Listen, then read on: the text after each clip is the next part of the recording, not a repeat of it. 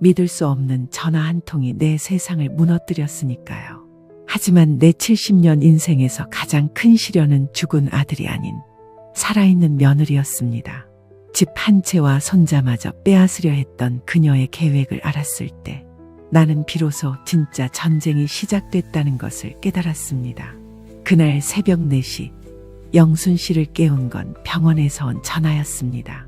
잠에서 덜 깬 채로 받은 전화기 너머로 들려온 말은 믿을 수가 없었죠. 의사는 차분한 목소리로 설명했습니다. 급성 심근경색이라고 새벽 2시경에 응급실로 실려왔지만 이미 늦었다고 말이죠. 영순 씨는 전화기를 들고 한참을 멍하니 서 있었습니다.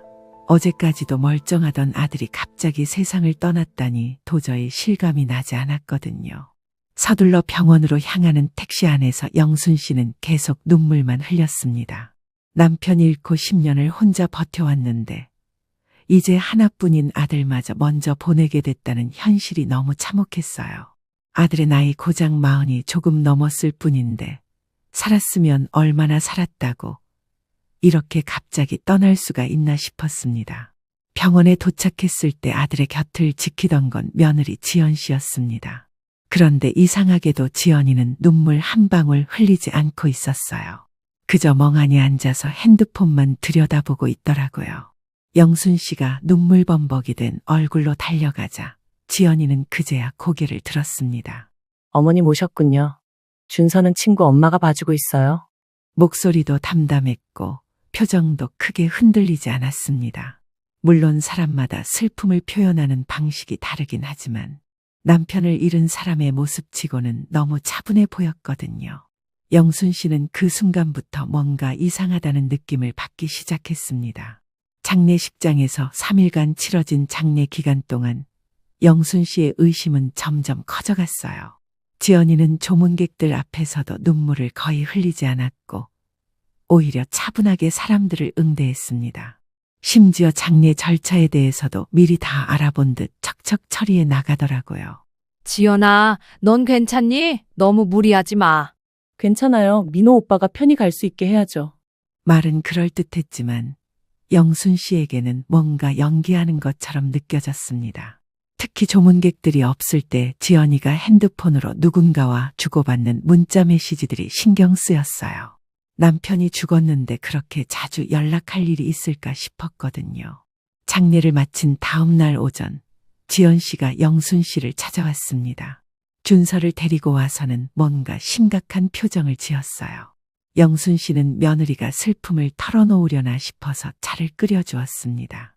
그런데 지연이가 꺼낸 이야기는 예상과 완전히 달랐어요. 민호가 모르게 진 빚이 있다는 거였습니다. 1억 원이나 되는 큰 돈이었죠. 어머님, 오빠가 회사에서 문제가 있었나 봐요. 투자한다고 카드론이랑 대출을 받았는데. 영순 씨는 깜짝 놀랐습니다. 아들이 그런 고민을 혼자 안고 있었다니 왜 말하지 않았을까 싶어서 마음이 아팠어요. 하지만 지연이의 다음 말에 더 큰 충격을 받았습니다. 그리고 어머님, 죄송한 말씀인데 당분간 저희가 여기서 살게 해주시면 안 될까요? 전세집 계약도 끝나고 빚 갚고 남은 돈은 여윳돈으로 갖고 있게요. 준서 있으니까 제가 당장 일을 할 수 있는 입장도 아니고요. 무엇보다 당장 갈 곳이 없어요. 영순 씨는 당황했습니다. 물론 며느리와 손자가 갈 곳이 없다면 도와줘야겠지만 뭔가 준비된 느낌이 들었거든요. 장례를 치른 지 며칠이나 지났다고 이미 모든 걸 정리해 놓은 것 같았죠. 그래, 당연히 여기 있어야지. 준서도 있는데 어디 가겠니? 고마워요. 정말 며칠만요. 그런데 며칠이라는 말과 달리 지연이는 말이 끝나기 무섭게 그날 오후부터 본격적으로 짐을 가져오기 시작했습니다. 영순 씨는 속으로 의아했지만 아들을 잃은 슬픔의 며느리까지 의심하고 싶지는 않았어요. 저녁 무렵 준서가 영순 씨 무릎에 앉아서 말했습니다. 할머니, 아빠 언제 집에 와요? 영순 씨는 가슴이 미어졌습니다. 아직 어린 손자에게 아빠가 영영 돌아오지 않는다는 걸 어떻게 설명해야 할지 몰랐거든요. 그런데 지연이의 반응이 또 이상했어요. 준서야, 아빠는 이제 하늘나라에 가셨어. 우리 이제 할머니랑 살자. 너무 담담한 목소리였습니다. 마치 이미 여러 번 연습한 말 같았어요. 그날 밤 영순 씨는 잠이 오지 않아 거실에서 차를 마시고 있었습니다. 아들 생각에 잠을 이룰 수가 없었거든요. 그런데 며느리 방에서 작은 목소리로 전화하는 소리가 들려왔어요. 응, 이제 여기서 살기로 했어. 빚 문제는 어차피 상속 포기하면 되고. 집은 시어머니 명의니까 괜찮아. 곧 정리될 거야. 영순 씨는 얼어붙었습니다. 상속 포기, 집 문제, 뭔가 자신이 모르는 계획이 있는 것 같았어요. 며느리가 단순히 갈 곳이 없어서 도움을 청한 게 아니라 처음부터 다른 목적이 있었던 건 아닌가 싶었습니다. 다음 날 아침, 영순 씨는 지연 씨에게 조심스럽게 물어봤어요. 지연아, 내가 들으려고 한 건 아닌데 거실에 있다가 너 통화하는 소리를 들어서 상속 포기 얘기를 들었는데 그게 뭔 소리니? 지연이는 순간 당황하는 기색을 보였지만 이내 침착하게 대답했습니다. 아, 오빠 빚 때문에요. 상속받으면 빚까지 물려받아야 하거든요. 그것보다는 포기하는 게 나을 것 같아요. 그래서 그냥 해본 이야기예요. 그럴듯한 설명이었지만 영순 씨는 석연치 않았습니다. 상속 포기를 하면 아들의 모든 재산을 포기하는 건데 며느리가 그렇게 쉽게 결정할 문제인가 싶었거든요. 그런 중요한 일을 혼자 결정하면 어떡해? 나랑도 상의해야지. 어머님은 상관없으세요. 오빠 명의로 된 재산이 별로 없어서요. 재산이라고 해봤자 빚이랑 전세금이 거의 전부라 통장에 돈이 거의 없더라고요. 그 순간 영순 씨는 등골이 서늘해졌습니다. 며느리의 말투에서 뭔가 계산적인 느낌이 강하게 들었거든요. 마치 이미 모든 걸 알아보고 계획을 세워놓은 것 같았어요. 영순 씨는 지연이가 또 전화하는 소리를 들었습니다. 빠르면 한 달 안에 시어머니는 별로 아는 게 없으셔서 집만 확보하면 돼. 이번엔 확실히 들었습니다. 지연이가 누군가와 자신에 대해 그리고 집에 대해 이야기하고 있었어요. 영순 씨는 가슴이 두근거렸습니다. 설마 며느리가 자신의 집을 노리고 있는 건 아닌지, 아들의 죽음을 이용하려는 건 아닌지 무서운 생각이 들기 시작했거든요. 그날 저녁, 지연이는 영순 씨에게 조심스럽게 말을 꺼냈습니다. 어머님, 한 가지 부탁이 있는데요. 준서 양육 문제 때문에 제가 당장 일자리를 구하는 게 어렵잖아요. 아이 낳고 하면서 경력도 단절인데다가 상황이 그래서 드리는 말씀인데 당분간 생활비가. 영순 씨는 무릎이 떨렸습니다. 며느리의 요구가 점점 노골적으로 변하고 있었거든요. 아들 장례를 치른 지 2주일이 지났습니다. 영순 씨는 며느리와 손자와의 생활에 조금씩 적응해가고 있었어요. 하지만 지연이의 태도가 미묘하게 변하고 있다는 걸 느끼기 시작했습니다. 처음 며칠은 조심스럽게 행동하던 지연이가 점점 편해하더니 이제는 마치 원래 자기 집이냥 행동하기 시작했어요. 영순 씨 허락 없이 가구 배치를 바꾸기도 하고 냉장고 정리도 자기 마음대로 했습니다. 그날 오후 준서가 학교에서 돌아와 영순 씨에게 달려왔어요. 아이는 여전히 아빠가 언제 돌아올지 궁금해했고 영순 씨는 그때마다 가슴이 찢어지는 듯했습니다. 할머니, 엄마가 우리 나중에는 다른 집으로 이사 가야 한다고 했어요. 영순 씨는 깜짝 놀랐습니다.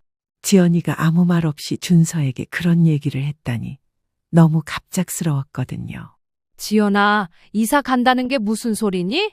지연이는 거실 소파에 앉아서 핸드폰을 보다가 고개를 들었습니다. 표정이 예전과는 사뭇 달랐어요. 며칠 전까지만 해도 조심스러워하던 모습이 사라지고 뭔가 당당한 기색이 역력했습니다. 아, 그냥 준서가 물어봐서 대답해 준 거예요. 나중에도 여기서 계속 살 수는 없잖아요. 영순 씨는 당황했습니다. 왜 갑자기 이사 얘기가 나오는지 이해할 수 없었거든요. 그럼 어디로 갈 생각이니? 전셋집 계약도 끝나고 갈 곳도 없다며. 그게 말이에요. 준서한테 이야기한 것은 나중에 이사 간다는 이야기였고요. 지금은 사실 이사 갈 형편은 안 돼요. 그리고 어머님 한 가지 부탁을 드려도 될까요? 지연이는 잠시 말을 멈췄다가 신중하게 입을 열었습니다. 이 집 말인데요. 어머님 혼자 살기에는 너무 큰 것 같아요. 관리하기도 힘드시고요. 그래서 생각해봤는데 제가 이 집을 관리해드리면서 살면 어떨까 해서요. 영순 씨는 어리둥절했습니다. 관리해준다는 게 무슨 뜻인지 그리고 왜 갑자기 이런 제안을 하는지 알 수가 없었어요. 무슨 소리니? 내가 아직 정정한데 관리가 무슨. 물론 어머님이 건강하시죠. 하지만 나이가 나이인데 혹시라도 무슨 일이 생기면 혼자 계시기 어려우실 거 아니에요. 저희가 있으면 든든하시잖아요. 말은 그럴듯했지만 영순 씨는 뭔가 이상함을 느꼈습니다. 지연이의 말투에서 마치 이미 결정된 일인 양 말하는 느낌이 들었거든요. 지연아, 그런 얘기는 좀 더 생각해보고 해야 하는 거 아니니? 물론이죠. 하지만 어머님도 생각해보세요. 준서도 할머니가 좋다고 하고 저도 어머님 모시고 살고 싶어요. 그 순간 준서가 끼어들었습니다. 할머니, 저 여기서 살고 싶어요. 아빠가 살던 집이잖아요. 아이의 말에 영순 씨는 마음이 흔들렸습니다. 손자와 함께 살 수 있다면 좋겠지만 며느리의 속내를 알 수 없어서 불안했어요. 그날 저녁 지연이는 더욱 구체적인 제안을 꺼냈습니다. 어머님, 제가 이 집 관리비랑 공과금 다 내드릴게요. 그 대신 저희가 계속 여기서 살게 해주시면 안 될까요? 영순 씨는 깜짝 놀랐습니다. 관리비와 공과금을 낸다는 것도 의외였지만 무엇보다 며느리가 이렇게 적극적으로 나서는 게 이상했거든요. 네가 어떻게 그런 돈을? 민호 오빠 보험금이 나와요. 그것도 있고 제가 곧 일도 구할 예정이에요. 빚 갚고 전세금 남은 것도 있고 생활비로 쓰려고 둔 것들이라서요. 못 드리진 않을 것 같은데. 보험금 얘기가 나오자 영순 씨는 더욱 당황했습니다. 아들의 목숨값이나 다름없는 돈을 쉽게 쓸 생각을 하는 게 의아했습니다. 영순 씨는 남편의 보험금을 아직 손도 대지 못한 채 은행에 묶어뒀거든요. 보험금? 그게 얼마나 되는데? 아직 확정된 건 아니지만 오빠 회사에서 나올 수 있는 게 있어요. 퇴직금이랑 보험 관련해서요. 그걸로 당분간은 생활할 수 있을 것 같아요. 구체적인 금액을 말하지 않는 지연이의 모습에 영순 씨는 의구심이 들었습니다. 왜 명확하게 말하지 않을까 싶었거든요. 한 달이 흐르는 동안 지연이의 태도는 확연히 달라졌습니다. 처음에 조심스러운 모습은 온데간데 없고 이제는 집안일에 대해서도 자기 의견을 강하게 내세우기 시작했어요. 그날 오전 영순 씨가 평소처럼 거실에서 차를 마시고 있는데 지연이가 다가왔습니다. 표정이 심각해 보였어요. 어머님, 할 말이 있어서요. 무슨 일이니? 사실 저희가 여기서 계속 살려면 좀 더 체계적으로 해야 할 것 같아요. 영순 씨는 무슨 소리인지 몰라서 어리둥절했습니다. 이 집이 너무 크잖아요. 어머님께서 방 하나만 쓰시고 나머지는 저희가 쓰면 어떨까요? 뭔 소리니? 여긴 내 집인데. 물론 어머님 집이죠. 하지만 실용적으로 생각해 보세요. 어머님은 안방만 쓰시면 되고 저희는 다른 방들을 쓰고요. 그게 서로에게 좋을 것 같아서요. 말은 합리적인 것처럼 들렸지만 영순 씨는 기가 막혔습니다. 70년을 살아온 자기 집에서 방 하나로 쫓겨나라는 소리나 다름없었거든요. 지연아, 그런 식으로 할 거면 차라리 네가 나가는 게 낫지 않겠니? 전세금 남은 거랑 보험금이 얼마나 되는지 모르겠지만 이것저것 합치면 너희 둘 살 집 정도는 구할 수 있을 것 같은데 말이다. 지연이의 표정이 순간 차가워졌습니다. 어머님, 준서를 생각해서라도 그런 말씀은 안 하시는 게 좋을 것 같은데요. 준서를 왜 끌어들여? 준서는 제 아들이에요. 법적으로도 제가 양육권을 가지고 있고요. 어머님이 저를 내보내신다면 준서도 같이 가야죠. 그 순간 영순 씨는 온몸에 전율이 흘렀습니다. 지연이가 손자를 인질로 협박하고 있다는 걸 깨달았거든요. 너 지금 나를 협박하는 거니? 협박이 아니라 현실이에요. 저는 준서 엄마고 어머님은 할머니세요. 법적으로는 제가 우선이죠. 영순 씨는 다리에 힘이 빠지는 느낌이었습니다. 며느리가 이렇게까지 뻔뻔할 수 있다니 상상도 못했거든요. 어머님, 저희가 함께 살면 좋을 텐데 왜 그렇게 어렵게 생각하세요? 집도 관리해드리고 준서도 함께 키우고요. 관리는 무슨 관리야? 내가 언제 관리받겠다고 했어? 나이 드시면 언젠가는 필요하실 거예요. 미리 준비하는 게 좋죠. 영순 씨는 참을 수 없었습니다. 자신을 마치 인지 능력이 떨어진 노인 취급하는 며느리의 태도가 모욕적이었어요. 지연아, 네가 너무 앞서 나간다. 당분간만 있겠다고 해놓고 이게 뭐니? 말 맞다. 나 언젠간 나가서 살 거면 미리 어느 정도는 생각을 해둬야지. 어머님도 현실을 받아들이세요. 이제 상황이 바뀌었잖아요.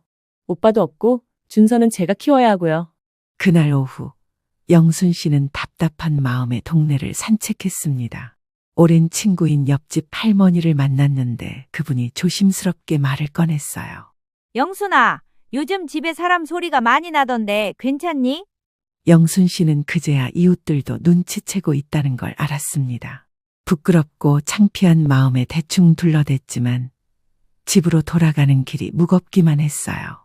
집에 도착했을 때 지연이는 준서와 함께 거실에서 TV를 보고 있었습니다. 마치 원래 자기 집인 양 편안한 모습이었어요. 어머님, 저녁 드세요. 제가 해놨어요. 음식을 해놨다는 말에 영순 씨는 부엌으로 가봤습니다. 그런데 상차림이 이상했어요. 준서와 지연이 목만 있고 자신의 것은 따로 준비되어 있지 않았습니다. 지연아, 내 밥은? 아, 어머님은 평소 저녁에 적게 드시잖아요. 따로 드시라고 김치랑 반찬 조금 준비해놨어요. 영순 씨는 기가 막혔습니다. 자기 집에서 자기만 따로 먹으라는 소리였거든요. 그날 저녁 준서를 재운 후 영순 씨는 지연이와 단둘이 마주 앉게 되었습니다.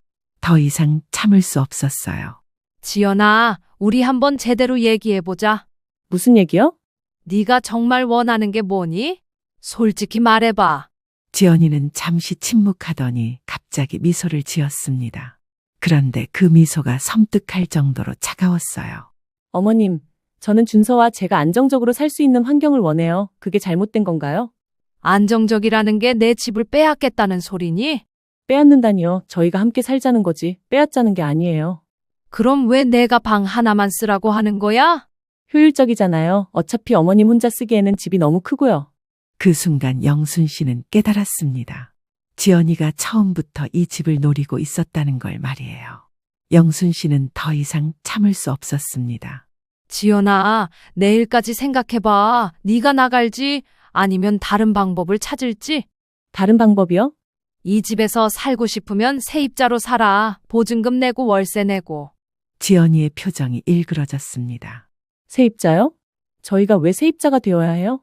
여긴 내 집이니까. 어머님, 정말 그러실 거예요? 준서는 어떡하고요? 또다시 손자를 들먹이는 지연이에게 영순 씨는 분노가 치밀어 올랐습니다. 준서는 내가 키우겠어. 불가능해요. 법적으로 제가 양육권을 가지고 있어요. 그럼 법대로 하자. 내일 변호사 만나볼 거야. 지연이는 순간 당황하는 기색을 보였지만 이내 냉소적인 미소를 지었습니다. 변호사요? 좋아요. 하지만 결과는 뻔할 텐데요.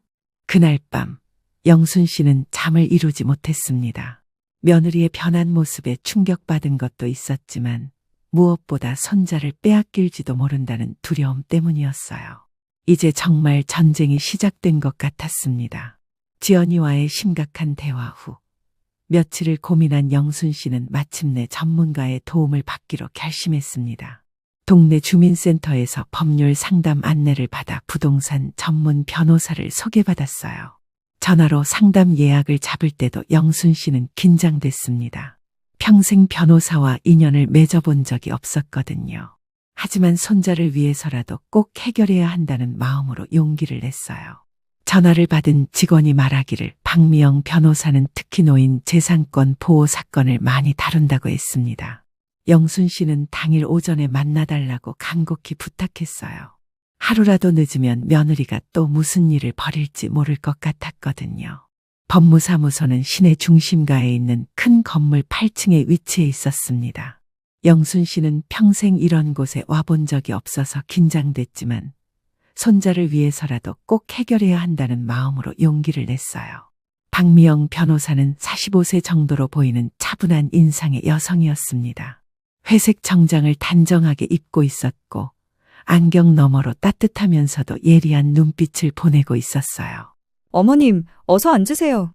전화로 대략 말씀해 주신 내용은 들었는데 차근차근 자세히 얘기해 보시죠. 영순 씨는 지난 며칠간 있었던 일들을 처음부터 차근차근 설명했습니다. 아들의 갑작스러운 죽음부터 시작해서 며느리의 변화, 집에서의 갈등, 그리고 어젯밤의 대화까지 모든 걸 털어놓았어요. 아드님 명의로 된 재산은 없고 집은 어머님 단독 소유라고 하셨죠? 네, 20년 전에 남편이 죽고 나서 제 이름으로 바꿨어요. 그럼 법적으로는 어머님이 집주인이시고 며느리분은 사실상 세입자도 아닌 상황이네요. 그런데 손자를 데리고 나가겠다고 협박해요. 그게 가능한 건가요? 박미영 변호사는 잠시 생각하더니 신중하게 대답했습니다. 법적으로는 친권자인 어머니가 우선권을 가집니다. 하지만 할머니로서도 면접 교섭권이 있고 특별한 경우에는 양육권 변경도 가능해요. 특별한 경우요? 친권자가 아이를 제대로 양육할 수 없는 환경에 있거나 아이의 복리에 해가 되는 상황이 있을 때죠. 영순 씨는 희망이 생겼습니다. 며느리가 무직이고 집도 없는 상황이라면 충분히 문제가 될 수 있을 것 같았거든요. 하지만 지금 상황으로는 증거가 부족해요. 며느리분이 부적절한 양육 환경을 제공한다는 객관적인 증거가 필요합니다. 어떤 증거 말인가요? 예를 들어 아이를 방치하거나 부적절하게 대한다든지 경제적으로 불안정하다든지 아니면 다른 문제 행동이 있다든지요. 영순 씨는 며느리의 수상한 전화통화들이 생각났습니다. 분명히 뭔가 숨기는 게 있을 것 같았어요. 우선 집 문제부터 정리하시죠. 어머님이 집주인이시니까 명확한 임대차 계약을 체결하시거나 아니면 퇴거를 요구하실 수 있어요. 퇴거 요구를 하면 바로 나가야 하나요? 법적으로는 사전 통지 후 합리적인 기간을 주어야 해요. 하지만 어머님 집이니까 충분히 가능합니다. 그 순간 영순 씨는 결심했습니다. 더 이상 며느리의 눈치를 볼 이유가 없다는 걸 깨달았거든요. 법무사무소에서 돌아온 영순 씨는 마음이 한결 가벼워졌습니다. 변호사가 도와주겠다고 약속했고 법적으로도 자신이 유리한 위치에 있다는 걸 확인했거든요. 집에 도착했을 때 지연이는 준서와 함께 거실에서 TV를 보고 있었습니다. 평소와 다름없는 모습이었지만 영순 씨의 눈에는 모든 게 다르게 보였어요. 지연아, 잠깐 얘기 좀 하자. 어디 다녀오셨어요? 응, 변호사 만나고 왔어. 지연이의 표정이 순간 굳어졌습니다. 변호사요? 진짜로 만나신 거예요? 그래, 앞으로는 법대로 하기로 했어. 법대로요? 뭘 법대로 한다는 거예요? 이 집은 내 집이니까 네가 여기 살려면 정식으로 임대차 계약을 하든지 나가든지 해야 해.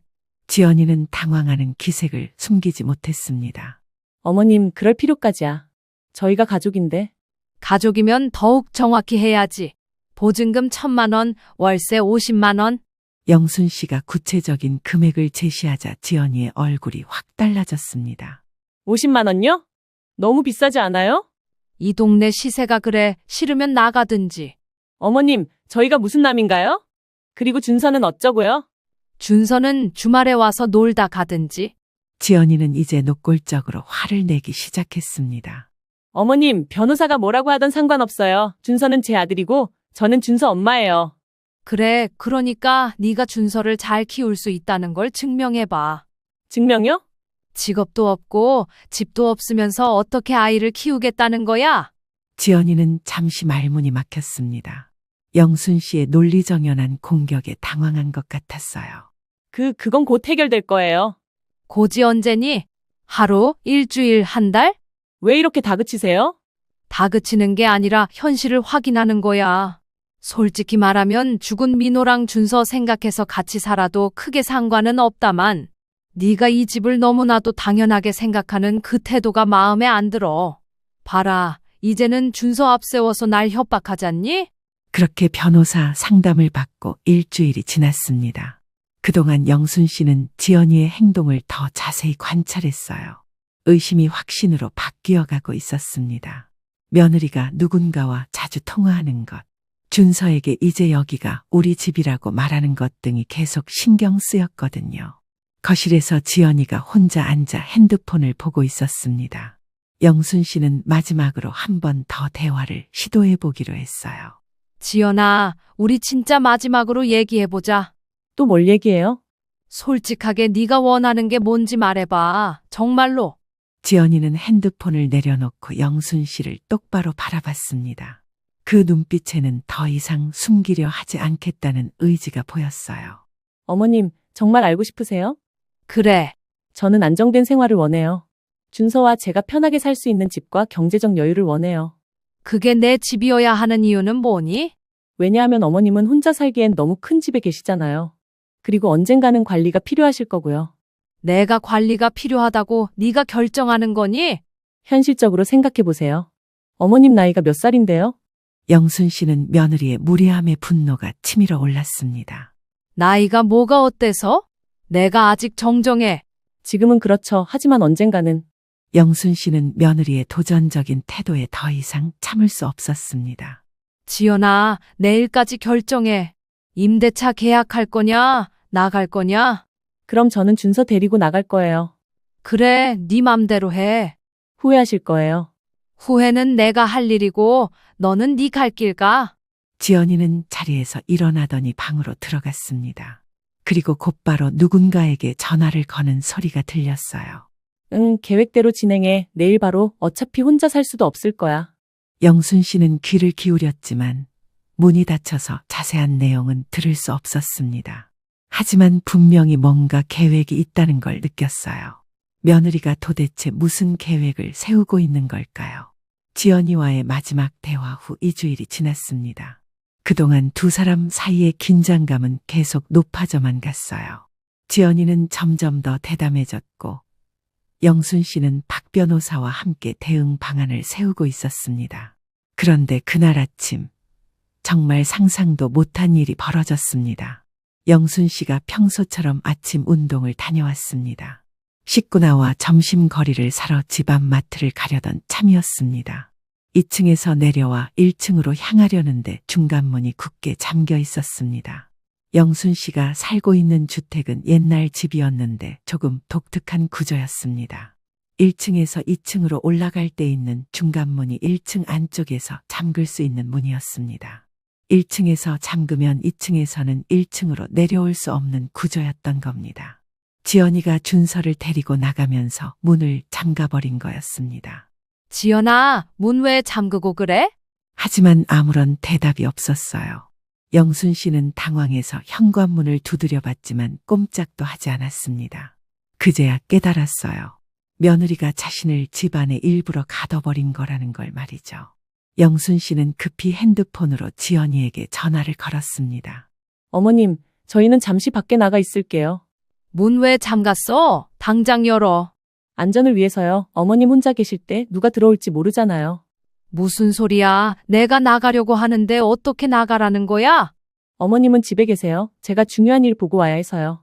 영순 씨는 기가 막혔습니다.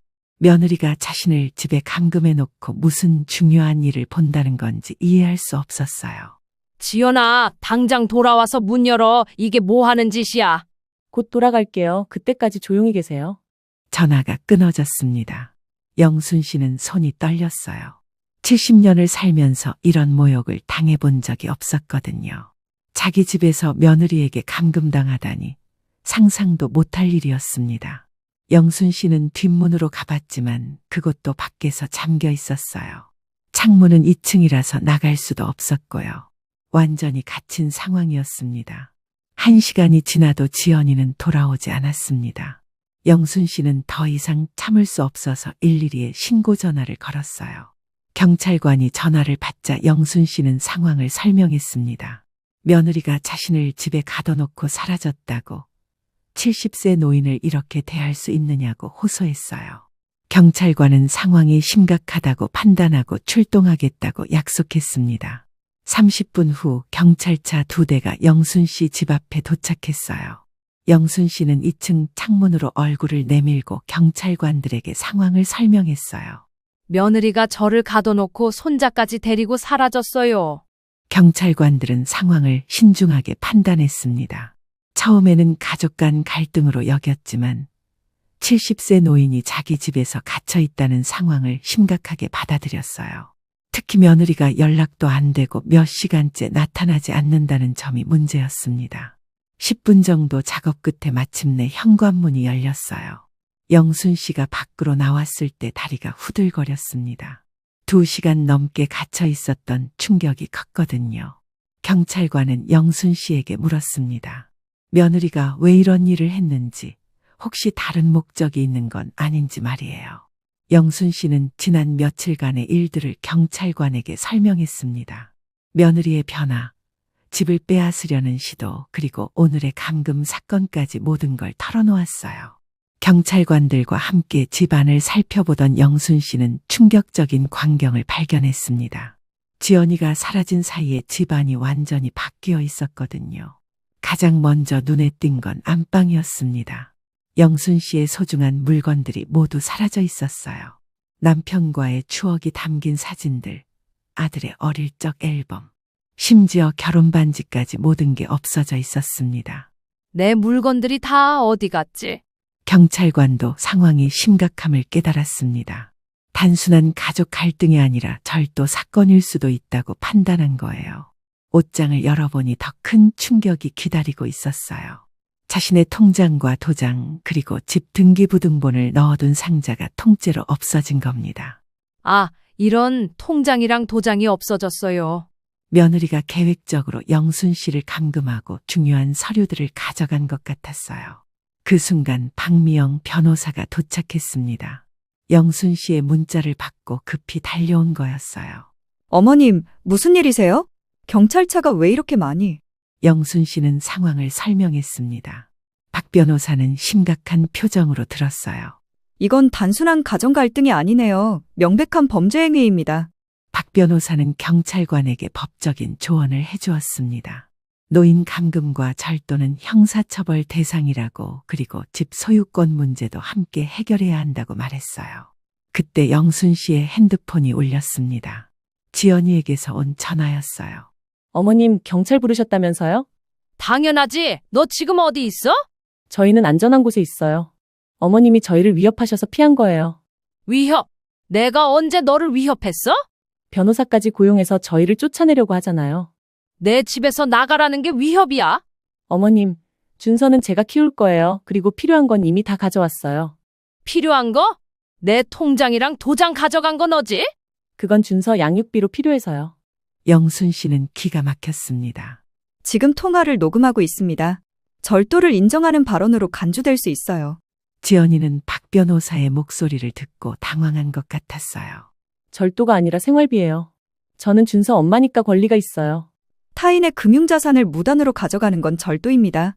가족이라고 해서 예외가 되지 않아요. 지연아, 당장 돌아와서 내 물건들 다 돌려놔. 안 돼요. 이제 저희는 새로운 삶을 시작할 거예요. 전화가 끊어졌습니다. 영순 씨는 온몸이 떨렸어요. 며느리가 손자까지 데리고 완전히 사라질 것 같았거든요. 감금 사건 이후 3일 동안 경찰은 지연이의 행방을 찾기 위해 수사를 진행했습니다. 핸드폰 위치 추적과 함께 주변 CCTV를 확인한 결과 놀라운 사실들이 하나씩 드러나기 시작했어요. 가장 충격적인 건 지연이가 혼자가 아니라는 사실이었습니다. CCTV에 찍힌 모습을 보니 30대 후반으로 보이는 남성과 함께 행동하고 있었어요. 그것도 상당히 친밀한 관계로 보였습니다. 경찰관은 영순 씨에게 물었습니다. 혹시 며느리에게 남자친구가 있는지 아는지 말이에요. 남자친구요? 그럴 리가요. 남편 죽은 지 겨우 한 달도 안 됐는데. 하지만 CCTV는 거짓말을 하지 않았습니다. 지연이는 분명히 다른 남성과 친밀한 관계였어요. 심지어 그 남성이 준서의 손을 잡고 걷는 모습까지 찍혀 있었습니다. 박미영 변호사는 추가 조사를 제안했습니다. 지연이의 과거를 더 자세히 알아봐야 한다고 말이에요. 어머님, 혹시 며느리분의 이전 주소나 직장을 아세요? 잘 모르겠어요. 민호가 자세히 말해준 적이 없어서. 박 변호사는 자신의 인맥을 통해 조사를 시작했습니다. 그리고 몇 시간 후 충격적인 사실들이 드러났어요. 어머님, 큰일입니다. 며느리분이 사기 전과가 있어요. 사기 전과요? 네, 이전 결혼에서도 비슷한 일을 했었대요. 남편이 죽자마자 재산을 가로채고 사라진 거예요. 영순 씨는 눈앞이 캄캄해졌습니다. 며느리가 처음부터 계획을 세우고 접근한 거였나요? 더 심각한 건 현재 함께 있는 남성이 사기단 일원일 가능성이 높다는 거예요. 이미 다른 지역에서도 비슷한 사건들이 여러 번 있었어요. 경찰관도 수사 결과를 전해주었습니다. 지연이가 사용한 신용카드 내역을 보니 며칠 전부터 고급 호텔에서 그 남성과 함께 지내고 있었다는 거였어요. 그럼 민호가 죽기 전부터 바람을 피웠다는 소리예요? 경찰관은 고개를 끄덕였습니다. 카드 사용 내역과 핸드폰 통화 기록을 보면 적어도 과거부터 계속해서 관계가 있었던 것 같다고 했어요. 영순 씨는 주저앉고 싶었습니다. 아들이 그렇게 고생스럽게 일하는 동안 아내는 다른 남자와 바람을 피우고 있었다니 너무 참혹했거든요. 어머님, 지금이라도 늦지 않았어요. 모든 걸 되찾을 수 있어요. 준서는 어떻게요? 저 나쁜 사람들이 아이를. 아이도 찾을 수 있습니다. 사기범과 함께 있는 상황이라면 아동보호 차원에서 분리할 수 있어요. 경찰은 전국에 수배령을 내렸습니다. 지연이와 그 남성 그리고 준서의 행방을 찾기 위해서였어요. 그날 저녁 7시 드디어 소식이 들렸습니다. 서울역 근처에서 발견되었다는 거였어요. 그들은 기차를 타고 도망가려다가 검문에 걸린 거였습니다. 영순 씨는 박 변호사와 함께 급히 경찰서로 향했습니다. 마침내 준서를 다시 만날 수 있다는 생각에 가슴이 뛰었어요. 경찰서에 도착했을 때 준서가 울고 있는 모습을 봤습니다. 아이는 무슨 일이 일어나고 있는지 이해하지 못하고 있었어요. 할머니, 할머니. 아이가 달려와서 영순 씨를 안았습니다. 그 순간 영순 씨는 모든 게 끝났다는 걸 깨달았어요. 며느리의 계획은 완전히 실패했고 손자는 다시 자신의 품으로 돌아왔습니다. 지연이는 조사실에서 모든 걸 인정했습니다. 사기범과 공모해서 영순 씨의 재산을 가로채려 했다고, 그리고 이전에도 비슷한 일을 여러 번 했다고 자백했어요. 영순 씨는 준서를 꼭 안고 눈물을 흘렸습니다. 이제 정말로 모든 게 끝났구나 싶었어요. 지연이가 구속된 지 6개월이 지났습니다. 그동안 영순 씨는 박미영 변호사와 함께 차근차근 재판을 준비했어요. 수사 과정에서 지연이의 과거 범죄 이력과 공범들의 조직적 범행이 모두 밝혀졌고, 이제 마침내 재판이 시작됐습니다. 법정에 들어선 영순 씨는 긴장됐지만 마음은 한결 가벼웠어요. 이제 모든 진실이 밝혀질 거라는 확신이 있었거든요.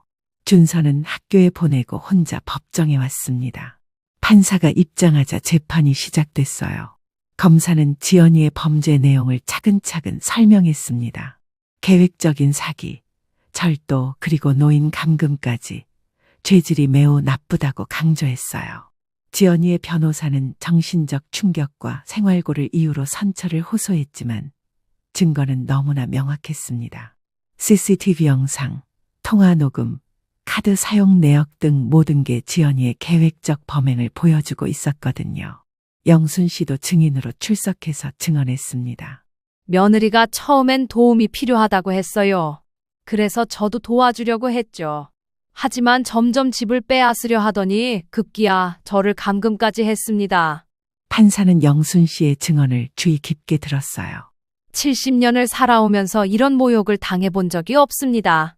자기 집에서 며느리에게 감금당하다니 상상도 못할 일이었어요. 영순 씨의 목소리는 떨렸지만 단호했습니다. 무엇보다 손자를 이용해서 저를 협박한 게 가장 용서할 수 없어요. 아이에게는 아무 죄가 없는데 말이에요. 박미영 변호사도 변론에 나섰습니다. 피고인은 반복적으로 유사한 범죄를 저질렀습니다. 이전 결혼에서도 같은 수법을 사용했고 이번에도 공범과 함께 계획적으로 범행을 저질렀습니다. 특히 70세 고령의 피해자를 감금한 것은 매우 악질적인 범죄입니다. 엄중한 처벌이 필요합니다. 지연이는 법정에서 고개를 숙이고 있었어요. 더 이상 변명할 여지가 없다는 걸 스스로도 알고 있는 것 같았습니다. 재판부는 충분한 심리를 거쳐 판결을 내렸습니다.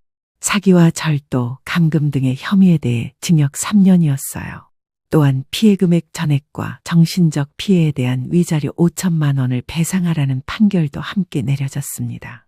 영순 씨는 마침내 정의가 실현됐다는 안도감을 느꼈어요. 길고 힘든 싸움이었지만 결국 승리한 거였습니다.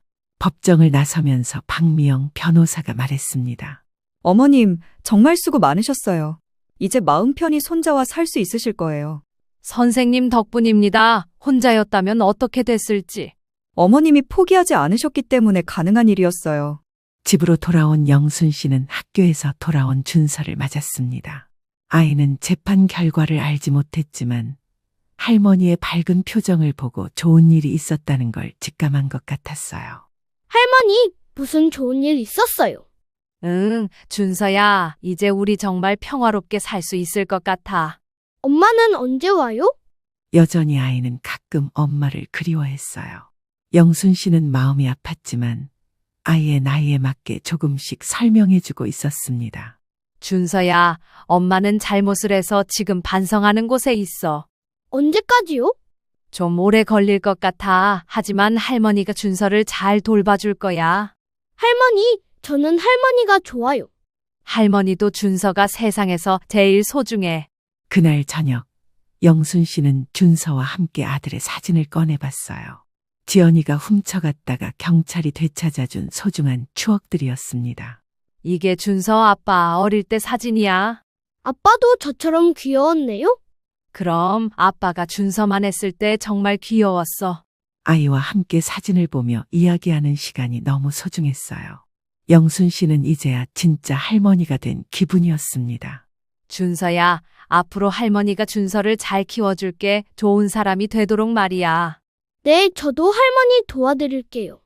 아이의 순수한 마음이 영순 씨의 상처를 치유해 주는 것 같았어요. 힘든 시간들이 있었지만 결국 이 순간을 위한 것이었다는 생각이 들었습니다. 그날 밤, 준서가 잠든 후 영순 씨는 오랜만에 마음 편히 차를 마셨어요. 창밖으로 보이는 달이 유난히 밝았습니다. 이제 정말로 새로운 시작이구나 싶었어요. 영순 씨는 남편과 아들의 사진에 대고 조용히 말했습니다. 여보, 민호야, 이제 괜찮다. 준서 잘 키울게. 사진 속에 두 사람이 미소 짓는 것 같았어요. 영순 씨도 오랜만에 진심으로 웃었습니다. 1년이 지났습니다. 이제 영순 씨와 준서의 생활은 완전히 안정됐어요. 아이는 학교에 잘 적응했고 영순 씨도 손자 양육에 자신감을 갖게 됐습니다. 처음엔 걱정이 많았지만 이제는 서로에게 없어서는 안 될 존재가 되었어요. 그날은 준서의 초등학교 1학년 종업식이 있는 날이었어요. 졸업식처럼 큰 행사는 아니었지만 의미 있는 날이었습니다. 영순 씨는 정성스럽게 준비해서 학교에 갔습니다. 학교에서 만난 다른 학부모들은 영순 씨를 따뜻하게 대해주었어요. 처음엔 할머니가 손자를 키운다는 것에 대해 걱정하는 시선도 있었지만 이제는 모두 인정해주는 분위기였습니다. 준서는 상장도 받고 선생님한테 칭찬도 많이 들었어요. 영순 씨는 너무 자랑스러웠습니다. 할머니, 제가 착한 어린이상 받았어요. 우와, 정말 대단하다. 할머니가 너무 자랑스러워.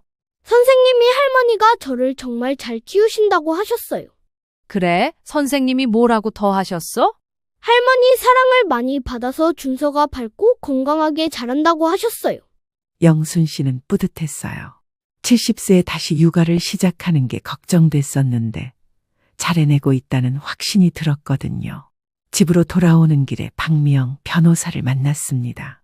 이제는 변호사가 아니라 좋은 친구가 된 사이였어요. 어머님, 준서 종업식이었죠? 어떠셨어요? 상까지 받았어요. 정말 자랑스러워요. 그럼요. 어머님이 정성으로 키우시니까요. 이모, 저 착한 어린이상 받았어요. 우와, 정말 대단하네. 축하해. 박 변호사는 영순 씨에게 조용히 말했어요. 어머님 정말 잘하고 계세요. 준서가 이렇게 밝게 자라는 걸 보니 감동이에요. 처음엔 걱정이 많았는데 이제는 자신감이 생겼어요. 앞으로도 힘든 일 있으면 언제든 연락하세요. 고마워요. 선생님 덕분에 이 모든 게 가능했어요. 그날 저녁, 영순 씨는 준서와 함께 특별한 저녁을 준비했어요. 아이의 상장을 축하하는 의미였습니다. 할머니, 저 앞으로도 계속 착하게 살 거예요. 그래, 할머니도 준서가 자랑스러운 어른이 될 수 있도록 도와줄게. 할머니, 사랑해요. 할머니도 준서 사랑해. 두 사람은 따뜻하게 저녁을 먹었어요. 창밖으로는 봄꽃이 활짝 피어 있었고 집 안에는 웃음소리가 가득했습니다. 영순 씨는 이제야 진정한 평화를 찾았다는 생각이 들었어요. 아들을 잃은 슬픔은 여전히 있었지만 손자와 함께하는 새로운 삶이 그 아픔을 치유해주고 있었습니다. 준서와 함께하는 새로운 하루하루가 기대됐습니다. 이제 영순 씨에게는 복수나 분노가 아닌 사랑과 희망이 가득했어요. 70세에 시작한 새로운 인생이었지만 그 어느 때보다 의미 있고 보람찬 시간들이었습니다. 준서와 함께하는 평범하지만 소중한 일상. 그것이 바로 영순 씨가 원했던 진짜 행복이었습니다. 이번 사연의 주인공은 67살 신영자 씨입니다. 최근에 신 씨는 며느리와 그녀의 식구들 때문에 엄청난 스트레스를 받고 어디 주변에 말 못할 속사정으로 마음고생하고 있었습니다. 도대체 무슨 사연이 있었고 어떻게 해결을 한 것일까요? 신영자 씨는 남편과 함께 35년 전 분양받은 아파트에서 딸 지연이와 아들 강길태를 키워왔습니다.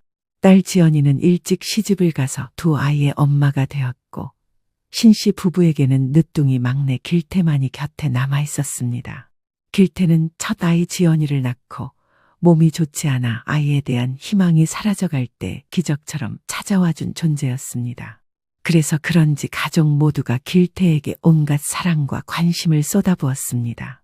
그날도 평소와 다름없이 아침부터 분주하게 움직였습니다.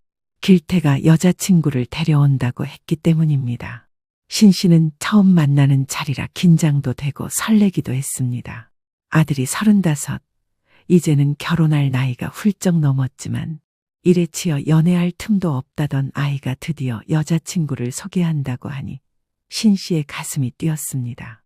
여보, 오늘 국이간이 좀 싱거운가? 남편이 아침을 먹으며 말했습니다. 에이, 어제는 짜다더니 그냥 드세요. 오늘 손님 오는데 할 일이 얼마나 많은데.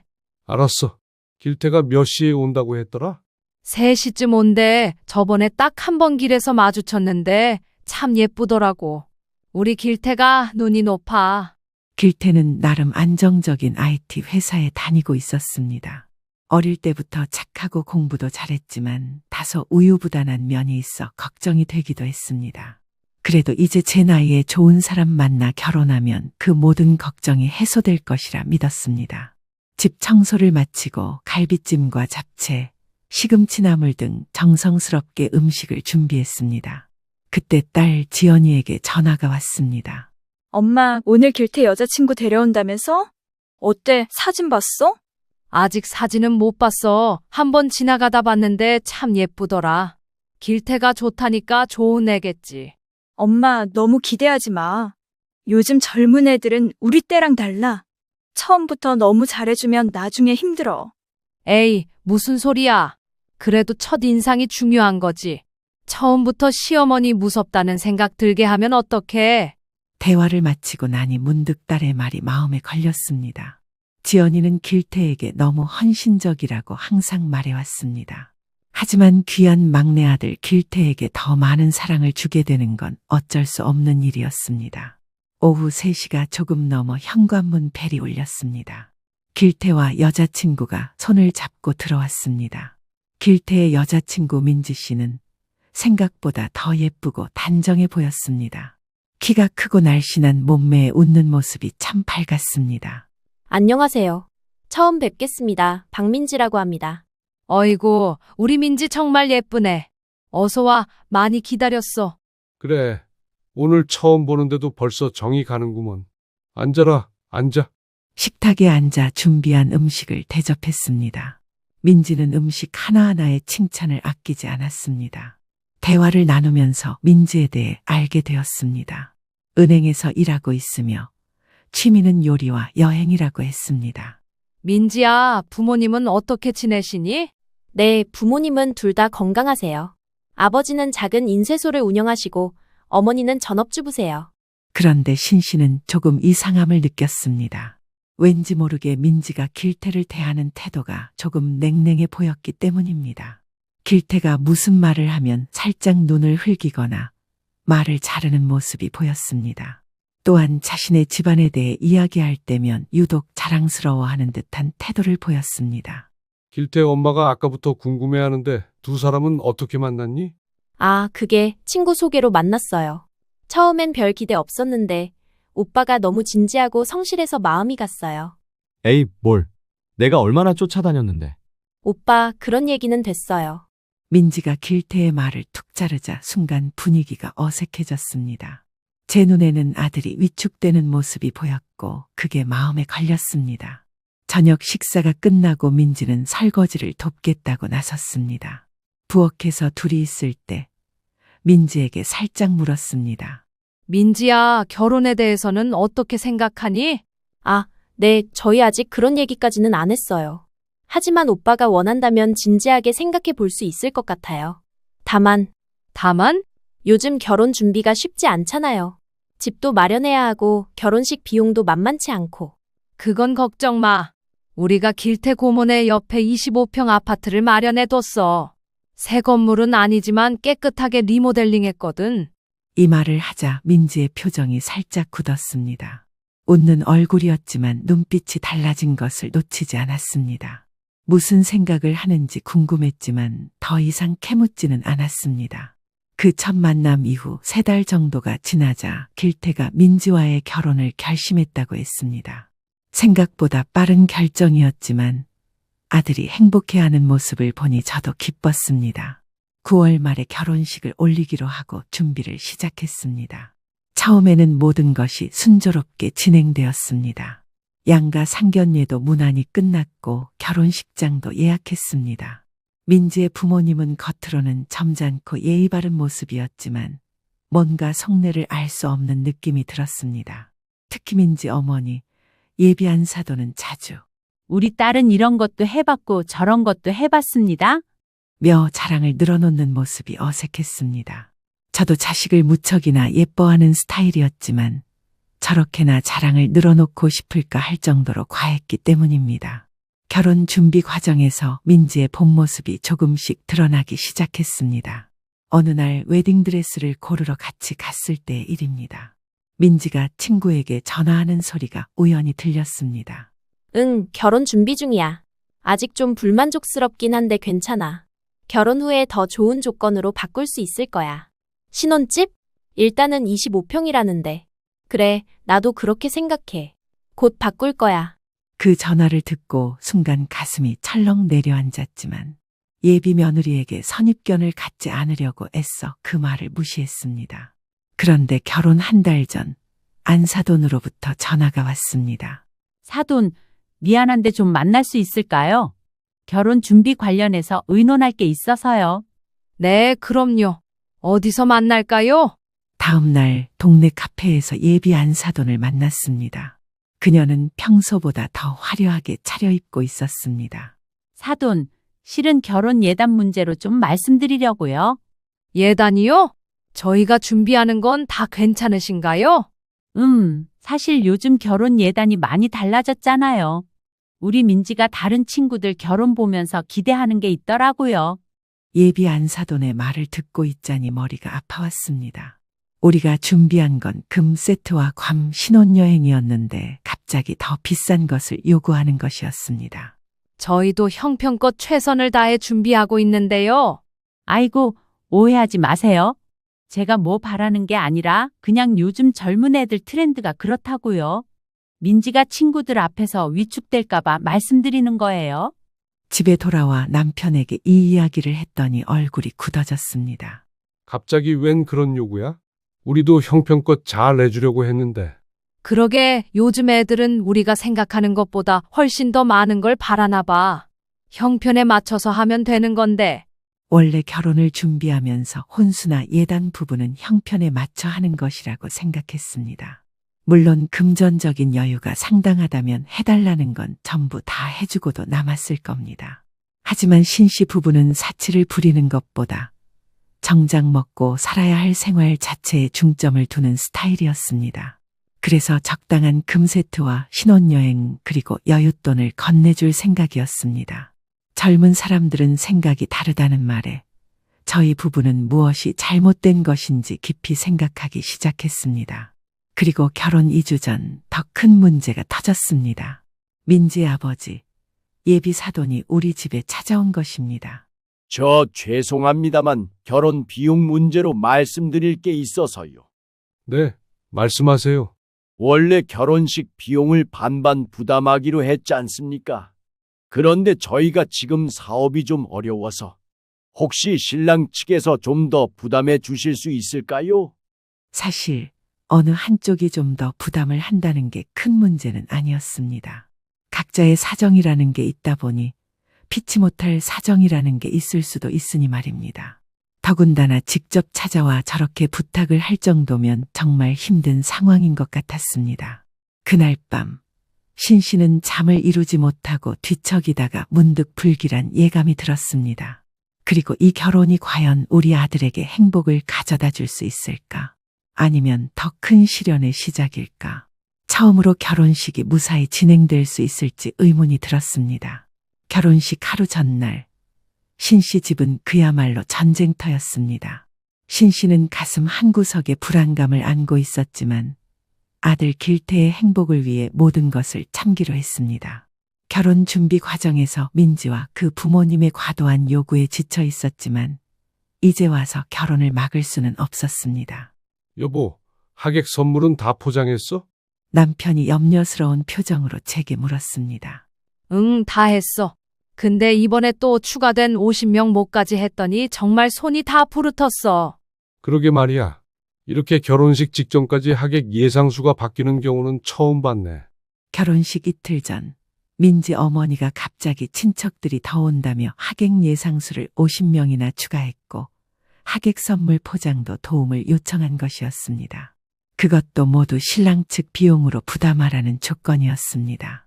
이미 결혼식 비용으로 우리 노후 자금을 많이 털어 쓴 상황이었지만 아들의 체면을 생각해 어쩔 수 없이 수락했습니다. 그때 길태로부터 전화가 왔습니다. 엄마, 혹시 민지 드레스 잔금 입금했어? 응? 그거 이미 다 지불한 거 아니었니? 그게 민지가 마음에 드는 드레스로 바꿨대. 차액을 오늘까지 입금해야 한다는데. 또 다른 추가 비용이었습니다. 한숨이 나왔지만 이미 결혼식이 코앞이라 거절할 수 없었습니다. 결혼 준비 내내 이런 식이었습니다. 처음에는 작은 요구에서 시작해 점점 더 커졌고 그때마다 안 사도는 결혼은 일생에 한 번이니까라는 말로 신 씨를 설득했습니다. 저녁이 되어 길태가 집에 들렀습니다. 피곤해 보이는 얼굴이었습니다. 많이 힘들어 보이네. 괜찮아? 응, 괜찮아. 그냥 회사 일도 바쁘고 결혼 준비하느라 좀 피곤해서 그래. 길태가 방에 들어가더니 남편과 조용히 대화를 나눴습니다. 여보, 우리 아들 표정이 왜 그렇게 어두워 보이지? 나도 느꼈어. 뭔가 부담이 큰 모양이야. 그날 밤 문득 딸 지연이의 결혼식이 생각났습니다.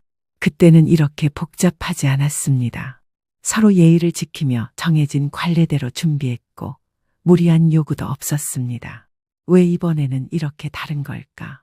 신 씨는 불안한 마음으로 잠이 들었습니다. 결혼식 당일 예식장은 북적였습니다. 민진의 쪽 하객이 예상보다 훨씬 많았습니다. 그들은 모두 화려하게 차려입고 있었고 저희 친척들보다 더 고급스러운 선물을 들고 와서 신경이 쓰였습니다. 신부 대기실에서 만난 민지는 새하얀 웨딩드레스를 입고 있었습니다. 신 씨가 보기에는 하늘에서 내려온 천사 같았습니다. 민지야, 정말 예쁘구나. 우리 아들 복이 많아. 감사합니다, 어머님. 저도 정말 행복해요. 그 말과는 달리 민지의 눈빛은 차가웠습니다. 그때 안사돈이 들어왔습니다. 사돈, 패백 음식 준비됐나요? 우리 친정 어른들이 벌써 다 오셨어요. 네, 다 준비됐어요. 걱정 마세요. 그나저나 이번에 예물 준비하느라 고생 많으셨죠? 우리 민지가 원래 욕심이 없는 애라 그런 거 바라지도 않았는데. 실제로는 정반대였습니다. 민지가 계속 더 비싼 예물을 원했고 결국 우리는 예산의 2배를 써야 했습니다. 그런 사실을 뻔히 알면서도 이렇게 말하는 정희 씨의 모습에 화가 났지만 표정 관리를 했습니다. 결혼식이 시작되고 두 사람이 입장했습니다. 두 사람 모두 환하게 웃고 있었지만 어쩐지 길태의 미소가 어색해 보였습니다. 예식은 순조롭게 진행되었고 마침내 두 사람은 부부가 되었습니다. 피로 현장에서 식사를 하는 동안 바깥사돈이 우리 테이블로 다가왔습니다. 오늘 정말 고맙습니다. 덕분에 좋은 결혼식을 올리게 됐네요. 아닙니다. 저희도 기쁩니다. 그나저나 신혼집은 정말 25평이라고요? 요즘 젊은 애들은 좀 넓은 집을 원하잖아요. 저희 형편에 그 정도면 꽤 괜찮은 거예요. 리모델링도 다 해놨고요. 아, 그렇군요. 민지가 좀 실망할 수도 있겠네요. 원래 30평대 아파트에서 자랐거든요. 이 말을 듣고 남편의 표정이 굳었습니다. 신혼집은 우리가 오랫동안 모아온 돈으로 마련한 것인데 이렇게 노골적으로 실망감을 표현하는 것이 불쾌했습니다. 피로연이 끝나고 신랑 신부가 퇴장한 후 신 씨는 민지 친구들이 나누는 대화를 우연히 듣게 되었습니다. 민지 진짜 대단하다. 이 나이에 시집 잘 갔네. 그래도 집이 좀 작다며? 민지 엄마가 그러는데 좀 실망했대. 괜찮아. 어차피 계획대로 되면 곧 더 좋은 집으로 옮길 수 있을 거래. 그 말을 듣는 순간 신 씨의 가슴이 철렁 내려앉았습니다. 계획이라니 무슨 계획을 세운 걸까? 이미 불안했던 마음이 더욱 커졌습니다. 결혼식 다음 날 길태와 민지는 제주도로 신혼여행을 떠났습니다. 겨우 이틀 동안 집을 비우는 짧은 여행이었지만 최소한 그 시간만큼은 두 사람이 행복하게 지내길 바랬습니다. 이응 아들의 결혼식 후 집에서 쉬고 있던 신씨 부부에게 갑작스러운 방문객이 찾아왔습니다. 초인종 소리에 문을 열어보니 사돈들이 서 있었습니다. 어머, 안사돈 어른들이 어쩐 일로? 애들 잘 보냈죠? 저희가 좀 할 얘기가 있어서 왔어요. 당황스러웠지만 일단 집으로 들어오게 했습니다. 두 사람은 거실에 앉아 주변을 둘러보더니 슬쩍 미소를 지었습니다. 사돈 집 참 아늑하네요. 오래된 아파트지만 관리를 잘 하셨나 봐요. 감사합니다. 35년 넘게 살아서 정이 많이 들었어요. 35년이나 됐어요. 그럼 이제 슬슬 재건축 들어가려면 얼마 안 남았겠네요. 아직 구체적인 계획은 없어요. 부동산 가치가 많이 올랐겠네요. 요즘 재건축 들어가면 몇 배로 뛰잖아요. 남편이 불편한 표정을 지으며 끼어들었습니다. 그래서 무슨 말씀을 하시려고 오셨는지? 안사돈은 차를 한 모금 마시더니 갑자기 분위기를 바꿨습니다. 솔직히 말할게요. 우리 애들 신혼집 때문에 왔어요. 신혼집이요? 무슨 문제라도 있나요? 문제라기보다는 좀 실망스럽다고 해야 할까요? 25평이라고 했잖아요. 요즘 젊은 부부가 그런 좁은 집에서 어떻게 살아요? 아이도 가져야 할 텐데. 저희도 힘들게 마련한 집인데요. 처음부터 너무 좋은 집을 바라는 건. 아이고, 오해하지 마세요. 저희가 뭐 바라는 건 아니에요. 그냥 우리 딸이 좀 더 넓은 집에서 살았으면 하는 바람이죠. 사실 우리 민지가 원래 30평대 아파트에 살던 애라서요. 갑자기 좁은 집으로 가니 적응하기 힘들 것 같아서. 신 씨는 이 말을 듣는 순간 화가 치밀었습니다. 결혼 준비 과정에서도 끊임없이 이것저것 요구하더니 이제는 집까지 문제 삼는다니 말입니다. 그렇지만 저희가 할 수 있는 최선을 다했는데요. 더 이상은 안사돈, 우리 다 어른이잖아요.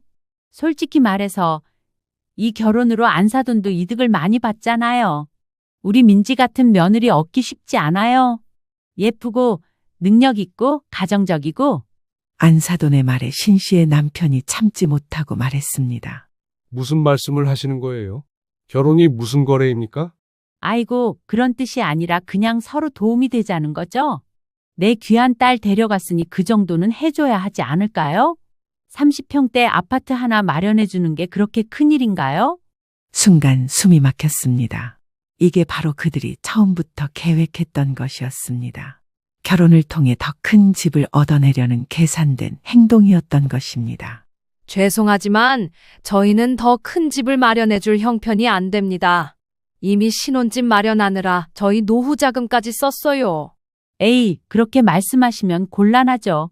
사돈 형편이 어떤지 우리가 모를까요? 노후자금 운운하며 이만큼 해줬다 생색내시면 우리 민지가 상처받을 텐데. 상처받을 게 뭐가 있습니까?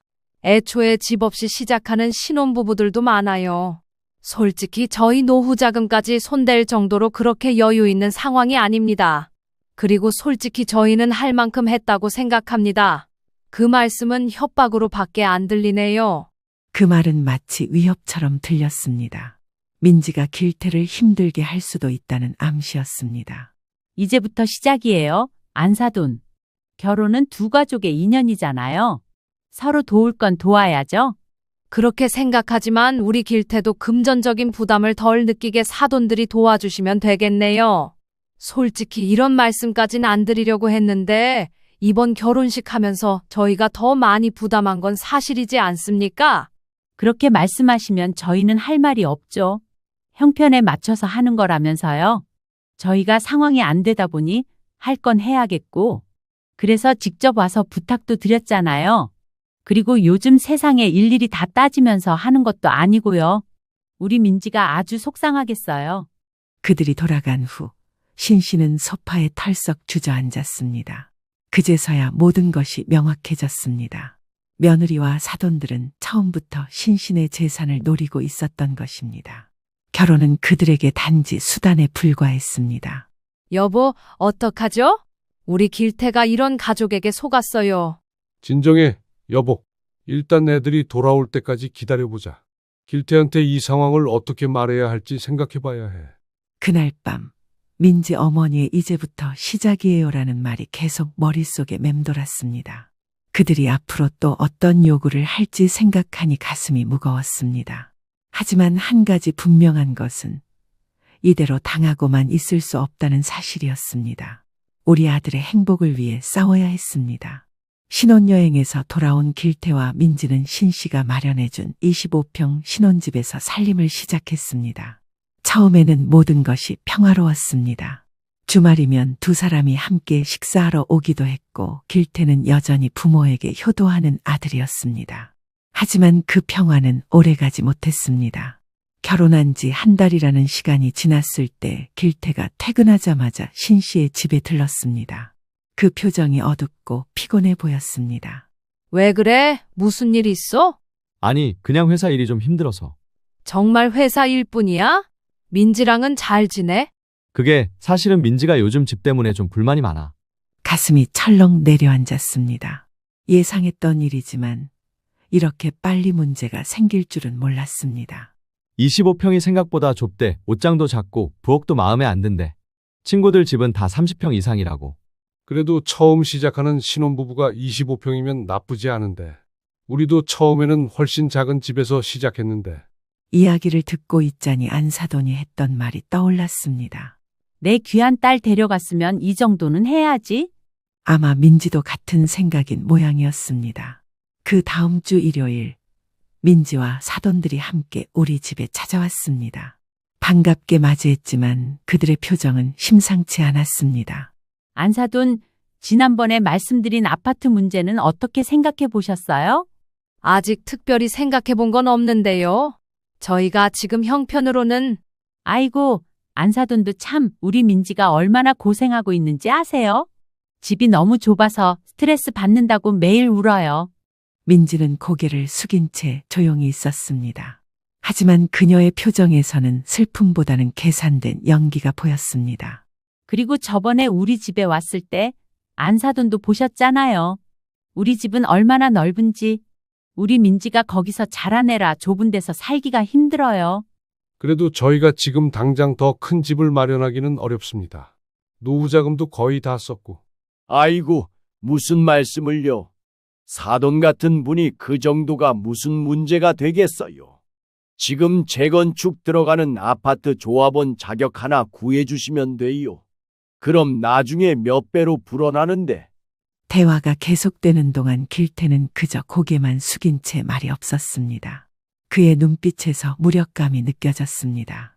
민지도 가끔 시선을 들어 길태를 쳐다보았지만 그 눈빛은 차가웠습니다.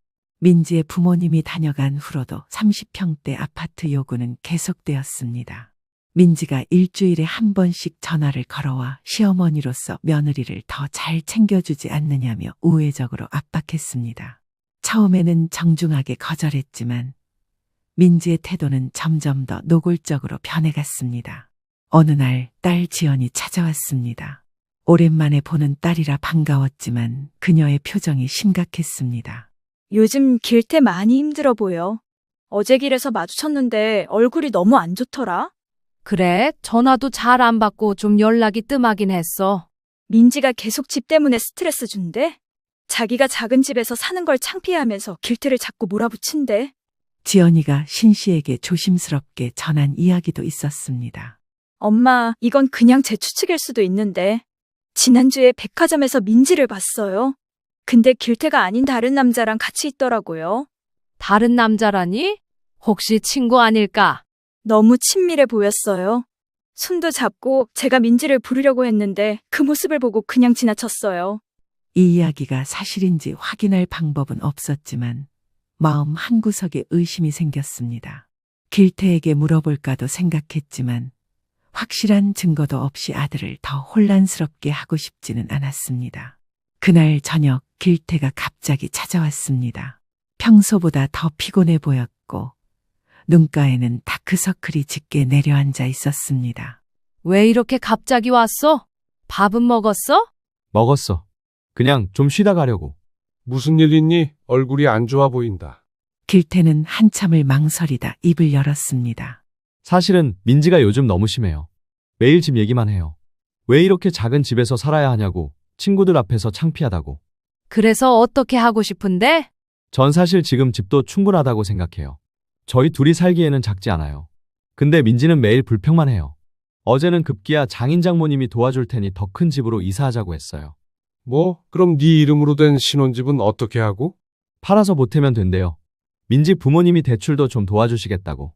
그건 위험한 생각이다. 지금도 대출 있는데 더 받으면 나중에 감당 못할 수도 있어. 그리고 회사에서 해외 지사 발령 기회가 있었어요. 싱가포르 지사에서 인원을 찾고 있대요. 부장님이 저를 추천해 주셨는데 민지가 반대해서 거절했어요. 정말? 그건 좋은 기회였을 텐데. 네, 민지가 한국을 떠나기 싫다고 해서요. 그리고 한국에 있어야 부모님 도움도 받을 수 있다고. 결혼 3개월째 설날이 다가왔습니다. 명절은 항상 가족이 모이는 소중한 시간이었습니다. 딸 지연이네 가족과 길태 부부가 모두 우리 집에 모이기로 했습니다. 신 씨는 오랜만에 올 아들과 딸을 위해 아침부터 음식을 했습니다. 지연이네 가족이 먼저 도착했고 길태와 민지는 점심 무렵에 왔습니다. 왔구나. 얼른 들어와. 안녕하세요, 어머님. 설날 인사드립니다. 민지는 겉으로는 공손했지만 그녀의 눈빛은 차가웠습니다. 길태는 여전히 피곤해 보였습니다. 식사 자리에서 지연의 남편이 길태에게 회사 일이 어떠냐고 물었습니다. 그냥 그래. 요즘 프로젝트가 많아서 좀 바빠. 바쁘긴 뭐가 바빠요. 야근도 별로 없으면서. 아니, 요즘 정말 바쁘다니까. 그러면 부장님한테 진급 얘기도 좀 해보라고요. 같은 회사 다니는 친구 남편은 벌써 과장 달았대요. 식사 자리가 갑자기 어색해졌습니다. 지연이 화제를 돌리려 했지만 민지는 계속해서 길태의 경제력과 직장 생활에 대해 불만을 토로했습니다.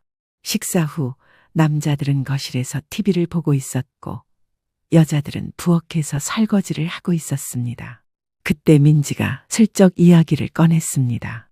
어머님, 저번에 말씀드린 아파트 건 어떻게 생각해 보셨어요?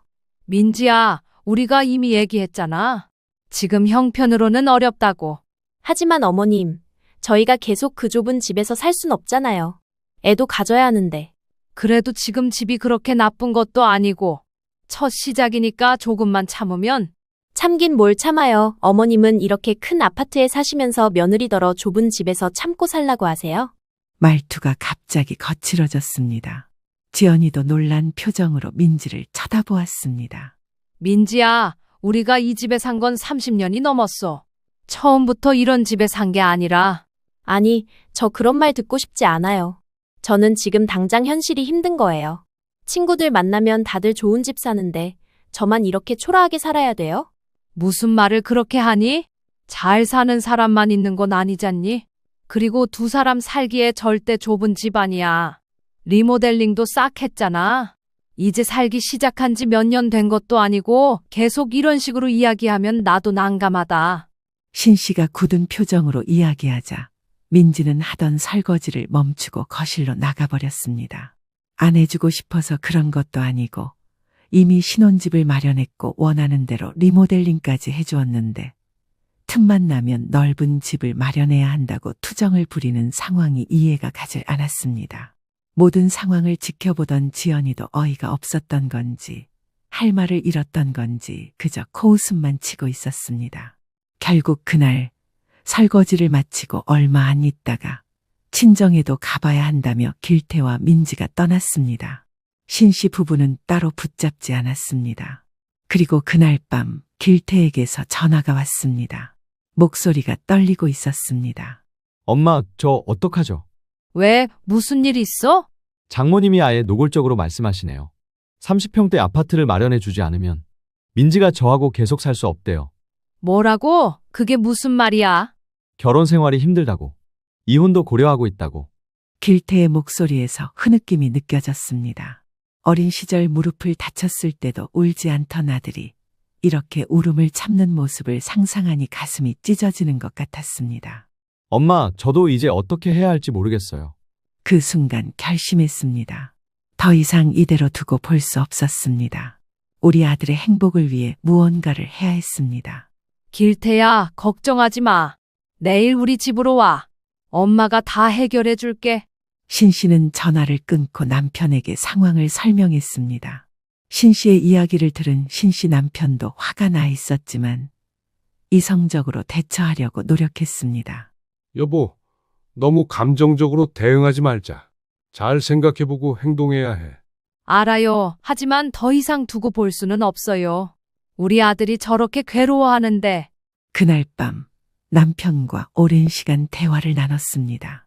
여보, 이대로 가다가는 길태가 완전히 망가질 것 같아. 우리가 뭔가 해야 할 것 같은데. 저도 그 생각이에요. 하지만 어떻게 해야 할지 모르겠어요. 내가 볼 때는 이 상황은 대화로 해결될 문제가 아닌 것 같아. 사돈들이 원하는 건 우리 재산이지 길태의 행복이 아니잖아. 그럼 어떡해요? 아들더러 이혼하라고 할 수는 없잖아요. 그건 아니지. 하지만 상황이 더 심각해지기 전에 우리가 단호하게 선을 그을 필요가 있어.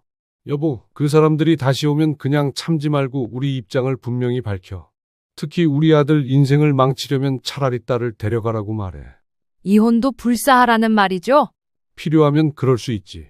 시간 끌다가 사람 피폐해지고 인생이 망가지느니 차라리 그러는 게 나을 수도 있지. 일단 상황을 좀 지켜보자고.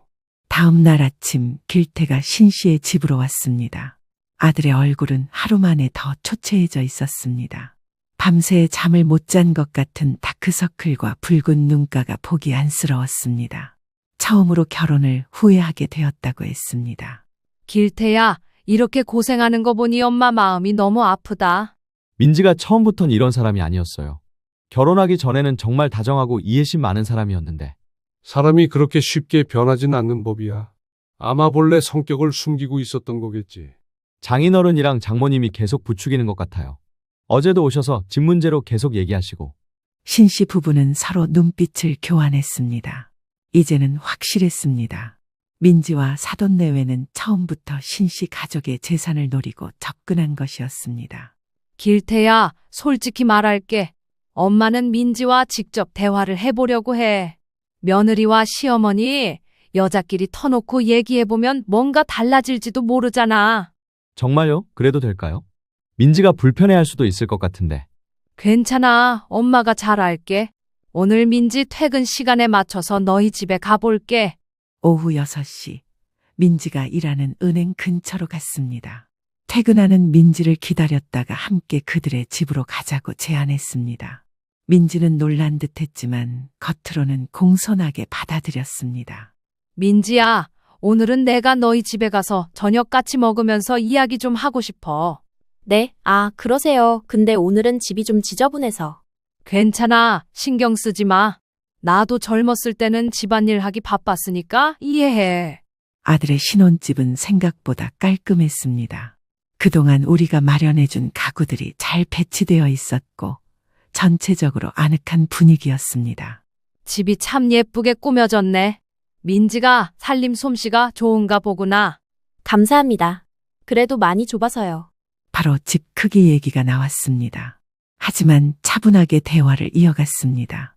민지야, 사실 오늘 온 이유는 너와 길태 사이에 뭔가 문제가 있는 것 같아서야. 길태가 요즘 많이 힘들어 보이더라.